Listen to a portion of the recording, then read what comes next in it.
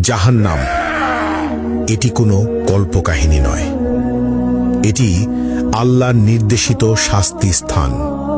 এর আগুন পৃথিবীর আগুনের চেয়ে ৭০ গুণ বেশি উত্তপ্ত।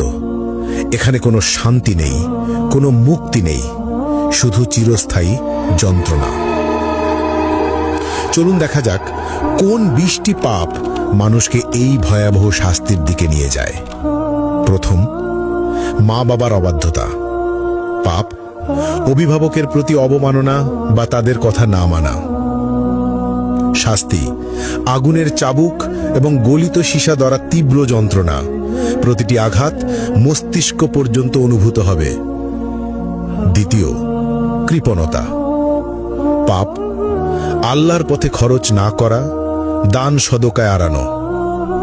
শাস্তি গলিত ধাতু পান করতে হবে যা পেটের ভিতর আগুনের মতো জ্বলবে।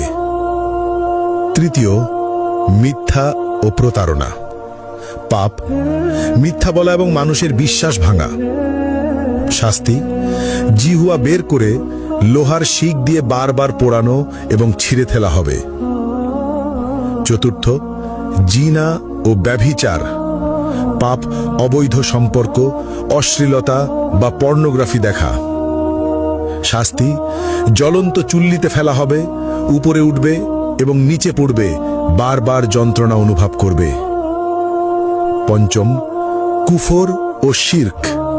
পাপ আল্লাহর অস্তিত্ব অস্বীকার করা অথবা অন্যকে আল্লাহর সঙ্গে শরিক করা। শাস্তি চামড়া বারবার আগুনে পোড়ানো হবে, নতুন চামড়া তৈরি করে আবার পোড়ানো হবে, ফুটন্ত পানি মুখে ঢালা হবে।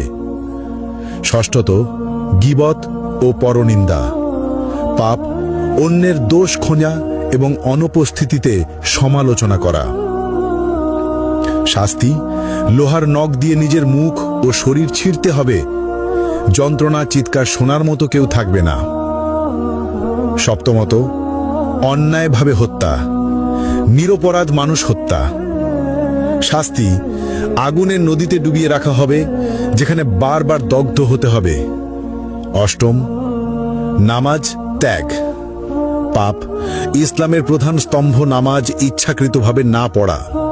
শাস্তি গভীর গর্তে নিক্ষেপ করা হবে, যা তলানিতে পৌঁছাতে ৭০ বছর লাগবে, আগুনের তাপে ছটফট করতে হবে।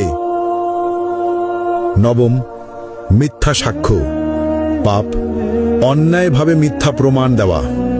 শাস্তি জিহ্বা টেনে লম্বা করে বারবার কাঁচি দিয়ে কেটে ফেলা হবে।